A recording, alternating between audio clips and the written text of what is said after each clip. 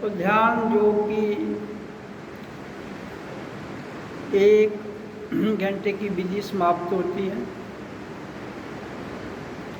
अब 1 घंटे के लिए सत्संग की चर्चा होगी। ओम ओम ओम ओम ओम ओम ओम। अब मैं आपके समक्ष चर्चा करता हूँ। कल, आज और कल, कल, आज और कल कितने हो गए? 3। कल गुजरा हुआ, आज है, कल आने वाला। हमारी प्रकृति किससे चलती है? 3 से। गुण कितने हैं? 3। सतोगुण, रजोगुण, तमोगुण। ध्वनियाँ कितनी हैं? 3। वैखरी मध्यम पश्यन्ति। प्रकृति में चौथी आ जाती है अनाहत नाद ध्वनि, वो प्रकृति से परे है प्रकृति में, लेकिन आपको जोड़ देगी डायरेक्ट।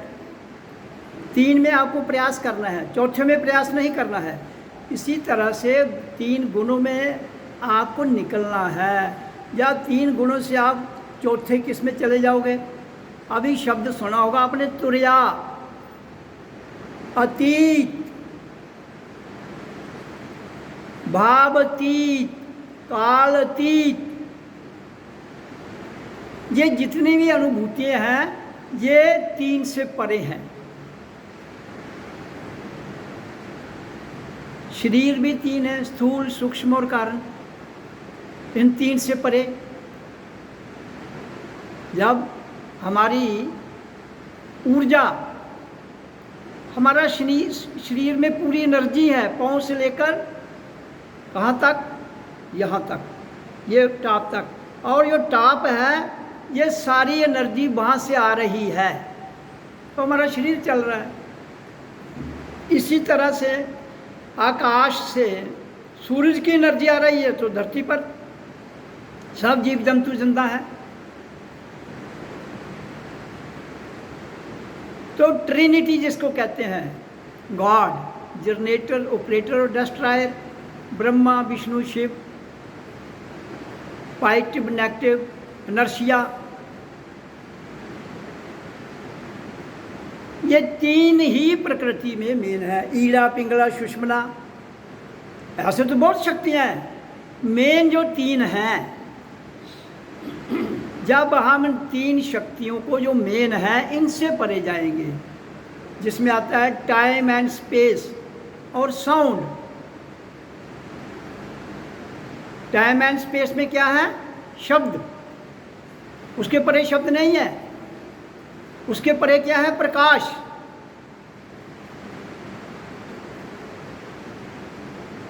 तो हमारा जो ये छोटा सा सौर मंडल है, जहाँ हम रहते हैं, धरती है, सूरज है, तो यहाँ की जो गैलेक्सी है सबसे छोटी गैलेक्सी है ये। ऊपर इतने इतने बड़े यूनिवर्स है ब्रह्मांड में, इसको यूनिवर्स कहते हैं, ब्रह्मांड तो बहुत बड़ा है। तो यूनिवर्स जो 3 हैं, जब हम वो तीनों को क्रॉस कर जाएंगे तो मोक्ष जिसको कहते हैं वो प्राप्त हो जाता है। लेकिन ये सारी की सारी बात जब तक शरीर है,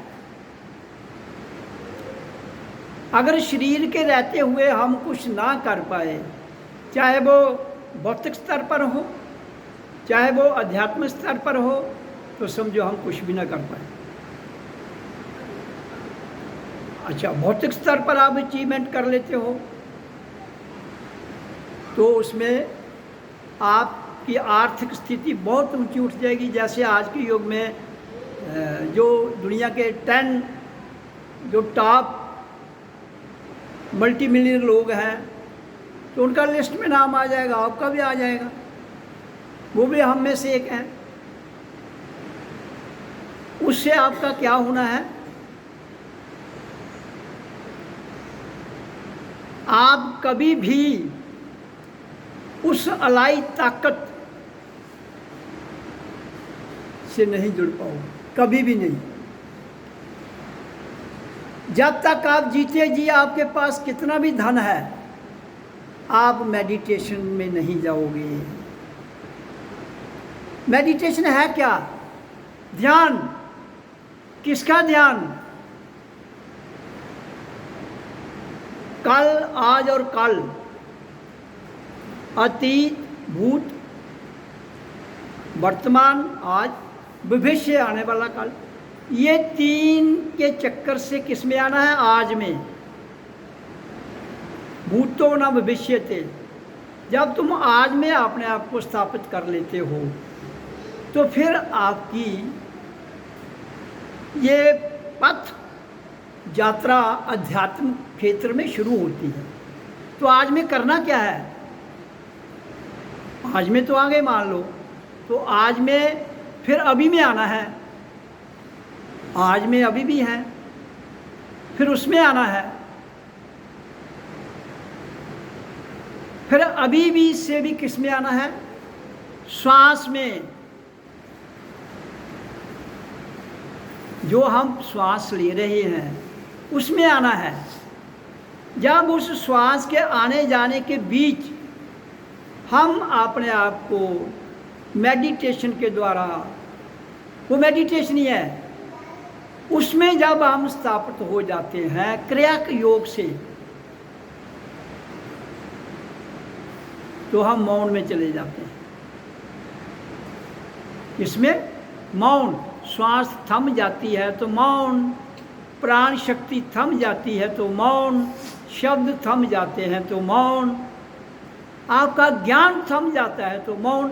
तो श्वास के थमने से जीते जी सब कुछ थम जाता है। जैसे सत्संग वाणी में, संतों की वाणी में चर्चा आती है, पल पल मरना है। तो पल पल मरने का अर्थ क्या है? आपके 24 घंटे में आप श्वास ले रहे हो, तो कभी भी 24 घंटे में आपके श्वास के आने जाने के बीच में आपका श्वास धीरे धीरे धीरे जब ठहर जाता है, थम जाता है, तो आपका संसार थम जाता है। एक संसार तो तब थम जाता है जब हम काल में शरीर छोड़ देते हैं, तब भी थम जाता है। क्योंकि जाना सबको है, शरीर ने जाना है एक दिन। तो ये कैसे चला जाता है? एक तो भौतिक, जब आप मेडिटेशन नहीं करते हो तब भी जाएगा, और मेडिटेशन करोगे तो तब भी जाएगा। जाना है इसको दोनों सूरत में। एक काल के चक्कर में जब आप छोड़ दोगे तो चला जाएगा, उसमें श्वास चली जाती है तो आपका शरीर चला जाता है, लेकिन उसमें आप जिंदा नहीं हो पाते। वो डेथ हो गई तो हो गई, उसमें आप कुछ भी नहीं कर पाते हो, मौन हो जाते हो। लेकिन वो आपका मौन होना अधूरा है। जो मर गए फिर जिंदा ना हुए उसी समय, तो वो मौन अधूरा है। फिर क्या होगा? ये जो एनर्जी है, और जीव एनर्जी से जुड़ा रहता है, तो फिर यहाँ ही वो इस धरती पर भड़केगा। या जहाँ तक उसकी पहुँच होगी वहाँ तक भटकेगा। भटकेगा मतलब है घूमता रहेगा। लेकिन अगर हम मेडिटेशन के द्वारा टाइम एंड स्पेस में श्वासों को थम कर, जिसको संत मत में कहा है जीते जी मरना, वो अगर हम ऐसा करने में सफल हो जाते हैं, होगा स्वयं। आपको केवल प्रयास करना है। श्वास लंबी, जो सोहम शब्द है ना, ये करते करते करते हमारी श्वास जो है वो ठहर जाती है। जो भी आपको बताया इधर सत्संग चर्चा में कि सोहम ओम सोहम सोहम सोहम करते करते श्वास आपकी बैलेंस में आती है, बुद्धि बैलेंस में आती है, सब कुछ बैलेंस में आ जाता है। तो सम बुद्धि भाव में आप स्थिर हो जाते हैं। जब उसमें स्थिर हो जाते हैं तो फिर श्वास क्रिया भी थम जाती है। जब श्वास क्रिया थमती है तो आपकी सारी एनर्जी आपके शरीर में कहाँ चली जाती है? यहाँ। और नीचे का शरीर डेड हो जाता है। जिस मृत्यु शरीर की होती है, एनर्जी की नहीं होती है। तो शरीर हो गया, लेकिन यहाँ एनर्जी अपना पूरा जितना भी सिस्टम है ध्यान में, समाधि में, उसका एक सिस्टम है ऑटोमेटिक, वो पूर्ण होता है तो आप दोबारा रिवर्स करके आपको जिंदा कर देगी। तो उस समय में, वो समय 1 घंटा हो, वो समय 2 सेकंड का हो, 2 मिनट का हो, उस समय में आप पाप और पुण्य से और कर्मों से कालातीत में, भावातीत में, तुर्यातीत में स्थिर हो जाते हैं। पाप पुण्य से उसी समय मुक्त हो जाते हैं। जब आप पाप पुण्य से मुक्त हो गए तो आप स्वतंत्र हैं, आप मुक्त हैं। मुक्ति ये नहीं कि आपने शरीर छोड़ के कहीं भाग जाना है। मुक्ति जीते जी आपके अंदर आनी चाहिए। लोग कहते हैं मोक्ष कुछ नहीं है, मैं भी कहता हूँ कुछ नहीं है, लेकिन मुझे पता है मोक्ष कुछ नहीं है। लेकिन इसके पीछे उसको पहले समय तो आए तुम्हें। मोक्ष होता क्या है?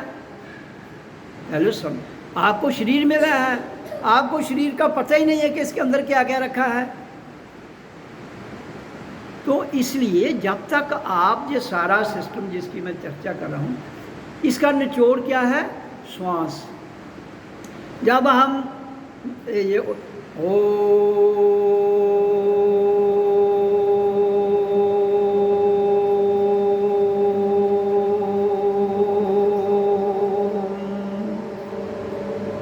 इस ध्वनि को गाते हैं,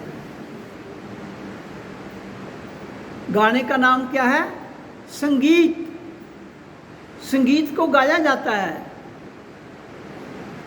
आपके जितने ग्रंथ हैं, जैसे गीता है, गीता को गाकर सुनाया गया है। अर्जुन को जितना भी उपदेश दिया गया वो गाकर। और जो 4 वेद हैं, ऋग्वेद, सामवेद, यजुर्वेद, अथर्ववेद, तो जो सामवेद किसको कहते हैं? संगीत विद्या को। तो संगीत विद्या उसमें कितने हैं? 18,500 श्लोक हैं। किसमें?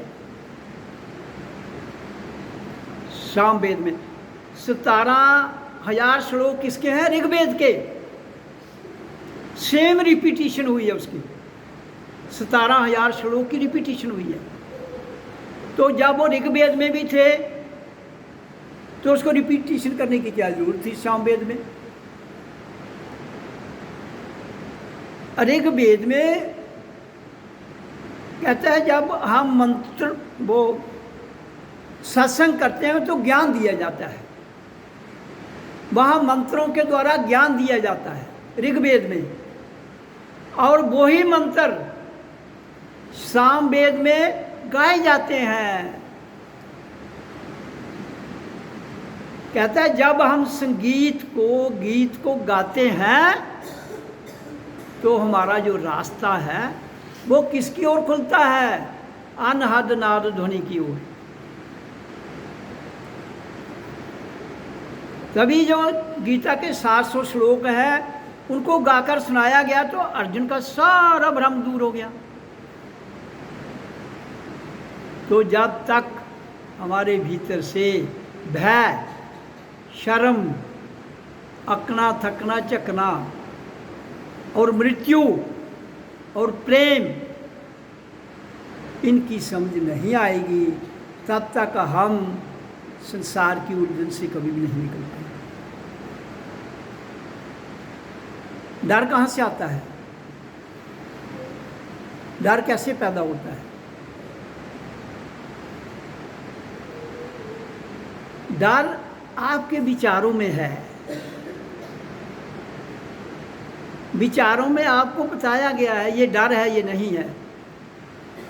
विचारों में बताया गया है ये सुख है, ये दुख है। विचारों में बताया गया है ये दर्द है, ये सुख है, ये दर्द नहीं। देखो ये चीज़ें दर्द किसी को पूछ के थोड़ी आता है, वो आएगा चला जाएगा। सुख कोई पूछ के आता है ये? तो प्रकृति की जितनी भी चीज़ें हैं वो घटित हो रही हैं। कहता है जो घटित हो रहा है उसका तू दृष्टा हो जा। देखने वाला और जिसे देखा जा रहा है वो दोनों यथार्थ में जैसे हैं वैसे ही देख, और जहां है वहां छोड़ दे। देखो ना, दुख आ रहा है तुम क्या करोगे? आ रहा है आने दो भाई। सुख आ रहा है आने दो, टिकेगा नहीं वो चला जाएगा। लेकिन कहते तुम घबरा जाते हो, फिर डर पैदा हो जाता है। जब तुम इस भाव से जीना सीख लोगे कि दुख आएगा चला जाएगा, सुख आएगा चला जाएगा, हमें उसमें आसक्त नहीं होना है, हमने उससे जुड़ना नहीं है। अगर जुड़ गए तो मोह पैदा होगा। मोह बहुत कष्ट है, बहुत कष्ट है। मोह की इतनी पीड़ा है, इतनी पीड़ा है जिसकी पीड़ा को बयान नहीं किया जा सकता। आदमी खुदकुशी कर सकता है, मौत तक जा सकता है। मोह चिंता में ले जाता है, चिता तक ले जाएगा और तुम कुछ नहीं कर पाओगे। जब चलेंगे क्या करोगे? जीते जी नहीं उस मोह को तोड़ पाए। अगर जीते जी ना तोड़ पाओगे तो मरने के बाद तो तुम्हारे साथ जाएगा। जब मरने के बाद तुम्हारे साथ जाएगा वो मोह, तो फिर आना पड़ेगा, फिर मोह आएगा। वो दोबारा जन्म किस लिए आपको मिल रहा है? ताकि मोह टूट जाए, ताकि मोह टूट जाए। लेकिन वो फिर नहीं टूटता है। क्यों? कि जब आपने तोड़ना था तब वो वही क्षण था, वो जन्म। ये this is our last birth. हर आदमी को सोचना चाहिए मेरा आखिरी जन्म है और इसी जन्म में I have to do everything. तो एवरीथिंग क्या है? कुछ भी नहीं करना है। I have to do everything, कुछ भी नहीं करना है। जब कुछ भी नहीं करना है उसी में सब कुछ हो जाए। जिस दिन तुम साक्षी भाव में, दृष्टा भाव में कार्य करोगे सब कुछ हो जाए। अब गीता के 700 श्लोक में ये भी लिखा है, ओम के अक्षर से, ओम की ध्वनि से धर्म, अर्थ, काम, मोक्ष सब कुछ साधा जाता है। अब वो साधा कब जाएगा? जब अब पूर्ण ढल जाएंगे। जब पूर्ण ढल जाएंगे, देखने वाला और जिसे देखा जा रहा है वो एक हो जाएंगे। मैंने एक दिन भी आपको ये छोटी सी बात सुनाई थी कि जब एक दृष्टांत है कि जब राधा और कृष्ण वृंदावन में बरसाने में वहाँ रहते थे। ये दृष्टांत स्थान का नाम दिया गया है। इसके अगर डिटेल में मैं जाऊँ तो बरसाना हमारे भीतर है, मथुरा हमारे भीतर है, वृंदावन हमारे भीतर है। झांको तो सही, लेकिन चूँकि संसार समझ नहीं पाया इसलिए उन्होंने दृष्टांत में उसे बाहर की कहानी सुना दी। तो कृष्ण वृंदावन को छोड़ के मथुरा जाता है। मथुरा शब्द किसका है? बौद्ध धर्म का। मैं आज सुन रहा था, एक मथुरा जो बुद्ध हुआ ना, ये उसके द्वारा दिया गया है, क्योंकि बुद्ध धर्म तो पहले हुआ, हिंदू धर्म तो बाद में आया। तो इसलिए मैं आपको बता रहा हूँ कि ये बौद्ध धर्म का, उसको मथुरा को कहते हैं कि ऐसा आवाहन जो हमें बुद्ध बना देता है। तो दृष्टांत के लिए राधा कृष्ण को कहती है, भाई तुम तो मुझे छोड़कर मथुरा जा रहे हो, तो मेरा क्या होगा भाई? कृष्ण ने मुंह फेर लिया। वो सामने खड़े थे, उसने पीठ कर दी उसकी ओर। उसने सोचा पता नहीं ये सोचता है कि ये संसार का डर है ये। उसने कहा अगर तेरे को डर है तो शादी कर लो भाई मेरे साथ। कृष्ण खामोश शांत, 1 मिनट रुका रहा। वो बोलती गई। जब आदमी को बिछड़ने का खतरा होता है, बहुत कुछ बोलता है, वो बहुत कुछ बोलता है, बहुत कुछ करता है। आपने देखा है जब यहाँ शादी होती है तो जो लड़की हैं वो कितनी ज़ोर ज़ोर से चिल्लाती है हमारे इधर। तो वो क्यों? क्योंकि बिछड़ने का जो मोह है ये खतरनाक है। तो वो चुप रहा, सुनता रहा। कौन? कृष्ण। थोड़ी देर के बाद उसने टर्न लिया और राधा के सामने खड़ा हो गया। तो ये राधा थी, उसने जब वो उसको देखती है वो वापसी पर, तो वो राधा ही दिखे उसे, कृष्ण है ही नहीं उधर। तो उसका ये सारा शरीर किसका, वो जो एक्स था वो किसका हो चुका था? कृष्ण। जब हम किसी चीज़ को देखने वाला और जिसे देखा जा रहा है एक हो जाएंगे तो वहाँ खत्म हो जाएगा, दो की बात खत्म। तो कृष्ण फिर बोलता है, उसी के स्वरूप राधा का है। उसने कहा राधा बताओ किसको ले जाऊं?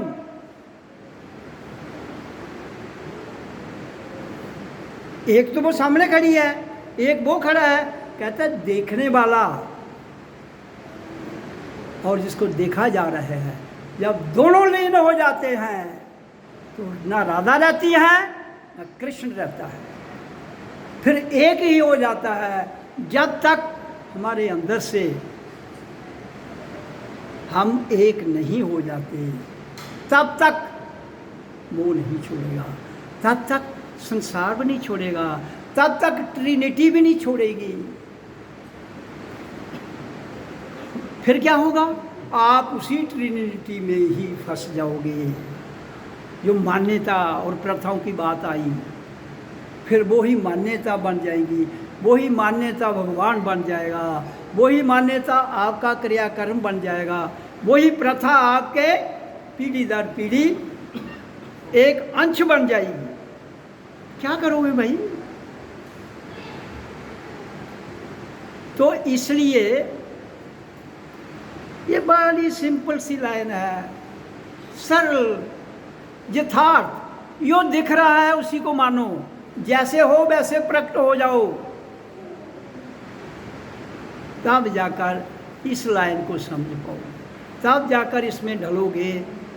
कोई देखो घरों, मैं कहता हूँ हमें प्लान नहीं करना है, कोई प्लान कहीं जाने की ज़रूरत नहीं है, केवल बाहर से भीतर जाना है। केवल बाहर आ गए प्लान में तुम भड़के हुए हो, केवल समेट कर भीतर जाना है। वो संभव है ओम के जाने से, दैट इज ओनली पॉसिबल। अब उसके बाद ओम तो सर्वप्रथम है, उसके बाद तो बहुत सी नाम आ गए। अब मूल के साथ और भी जुड़ जाते हैं कोई। देखो ना, माँ बाप मूल हो गए, उनके बच्चे भी तो हो जाएंगे ना, तो वो जुड़ते गए ना। तो जैसे जैसे परिवार बढ़ता जाता है मूल को भूल जाता है, क्योंकि आपके बच्चे उनके बच्चे उनके बच्चे वो आपको छोड़ देंगे। और 3rd पीढ़ी में तो आपको कोई याद नहीं करेगा, 4थी में तो बिल्कुल पूछेगा भी नहीं आपको। आज के युग में तो वैसे जीते जी भी नहीं पूछता है कोई, फॉर्मेलिटी रह गई है। तो जब हम मूल को इसी तरह से, ये इस ओम जो ध्वनि है इसका भी वही हाल हुआ है। 4 वेद आपके, ऋग्वेद ओम की उत्पत्ति, सामवेद ओम की उत्पत्ति, यजुर्वेद ओम की उत्पत्ति, अथर्ववेद ओम की उत्पत्ति, धर्म अर्थ काम मोक्ष, मूल। लेकिन करना पड़ेगा। कहते हैं हम इसकी जगह कुछ और, मैं कहता हूँ मूल को करते जाओ, फल टहनियों को लगेंगे, फल कभी मूल को थोड़ा लगता है।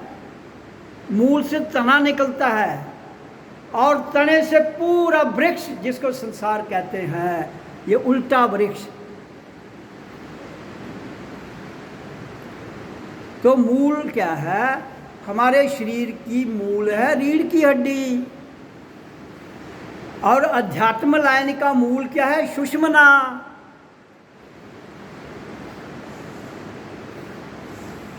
तो इसलिए मेरा यहाँ कहने का भाव है कि हमने मूल नहीं छोड़ना है। करते जो खुद छूट जाए। लेकिन जब हम ध्यान की विधि में अनाहत नाद ध्वनि और इसमें जाएंगे नहीं, अखंड ज्योत को, ये चल रही है 24 घंटे, जब आप एकांत में कोई नहीं आपके पास होगा, बैठेंगे, आप इसमें लीन होते जाएंगे और आपका सिस्टम खुलता जाएगा, ऊपर का दरबार खुलता गया। आपका ज्ञान कितना है, ब्रह्मांड कितना बड़ा है, 200 ट्रिलियन गैलेक्सीज हैं। जो आकाश गंगाएं हैं ना, 200 ट्रिलियन 200 खरब क्या है? गैलेक्सीज। तो एक गैलेक्सीज में जो प्रकाश ईयर कितने हैं? अरबों करोड़ों साल, अरबों साल। मैं कहता हूँ ये आपकी पृथ्वी, सूरज, ऐसे हजारों करोड़ों सूरज भी अगर ब्रह्मांड से उड़ जाएं, ब्रह्मांड को कोई फर्क नहीं पड़ता है। तो आप कहाँ एडजस्ट कर रहे हो? ऐसे ही इंसान अपनी वो मतलब अपने आप को इतना आकड़ में घूम रहा है। मैं सुन रहा था कि ये जो डायनासोर है ना, डायनासोर, ये 10,000 करोड़ यहाँ धरती पर रह के गया है। 10,000 करोड़ साल। और एक एस्ट्राइड है ना ऊपर, एक गिरा और इनकी पूरी प्रजाति को खत्म कर गया। तो इंसान आज के युग में इस तरह भड़का हुआ है, इस तरह भड़का हुआ है। पैसा पैसा पैसा, हाय रे पैसा। पैसे का है क्या यकीन, कभी है तो कभी नहीं। लेकिन अगर नीयत ठीक है आपकी तो पैसा मैल है, मैल। लेकिन पूजा किसकी की जाती है? मैल की। पूजा तो मैल की ही करनी पड़ेगी ना, क्योंकि प्योरिटी की पूजा की जरूरत ही नहीं है। जो ट्रांसपेरेंट है, आपको सामने दिख रहा है, उसकी पूजा किसकी करोगे? आप जब मूलाधार से अपनी ऊर्जा को यहाँ ले आते हो, यहाँ से एक प्रकाश, गोल्डन, नीला, वाइट, 7 कलर्स सब निकलते हैं। देखो, आनंद लो। तो उसकी पूजा थोड़े कर सकते हो आप, क्योंकि वो ट्रांसपेरेंट है। पूजा अंधेरे में की जाती है। पूजा का नाम ही क्या है? अंधेरे में भड़कना।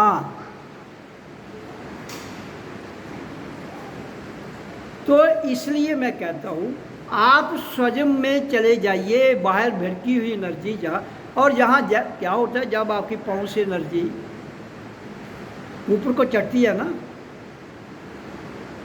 तो जैसे जैसे एनर्जी ऊपर जाएगी आपके, तो आपको जो जगह नीचे से खाली होती जाएगी, पैर सुन्न हो जाएंगे, धीरे धीरे धीरे शरीर सुन्न होगा, फिर यहाँ तक सुन्न होगा, फिर यहाँ तक सुन्न हो जाएगा, तो फिर यहाँ तक सुन, फिर यहाँ आ जाओगे। तो ये भी तीन है क्या, पिंड, अंड और ब्रह्मांड। तो ब्रह्मांड यहाँ तो ये टॉप है, तो कहता है तुम तीनों से निकल जाओगे तो खुद में खुदा, खुद में खुद को देखना, खुद में खुद को जानना ही जीवन का सार है। वो कैसे तुम जाओ, बड़े साधन हैं, लेकिन मूल ओम है।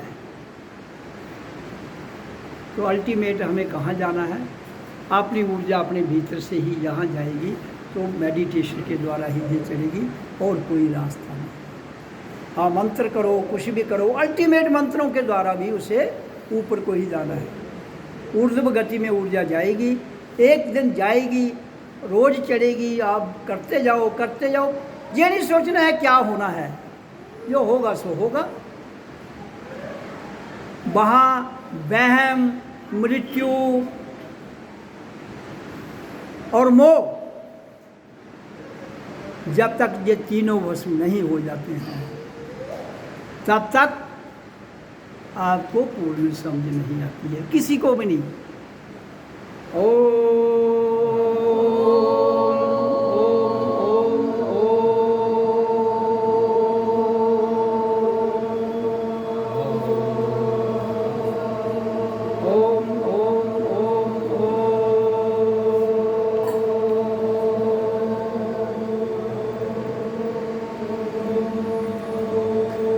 इसलिए मेरी आप सब प्रेमियों से, सत्संगी बंधुओं से एक ही, क्या कहूँ, अंतःकरण से एक आवाज़ आती है, करो करो। किसको? मेडिटेशन, श्वासों को देखो रोज, और कुछ नहीं। इधर उधर मत भटको, इधर उधर मत फैलो, संसार से बच के रहो, संसार से बच के रहो। खासकर किन से? दोस्तों से। दुश्मन से तो तुम सतर्क रहते ही हो, दुश्मन की ओर तुम कभी नहीं जाओगे, लेकिन दोस्त तो तुम्हें खींचेंगे, उनसे बच के रहो।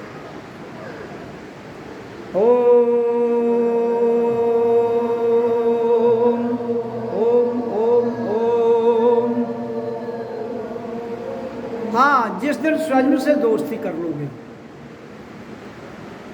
वो पक्की, खुद से दोस्ती पक्की, बाकी किसी से पक्की नहीं।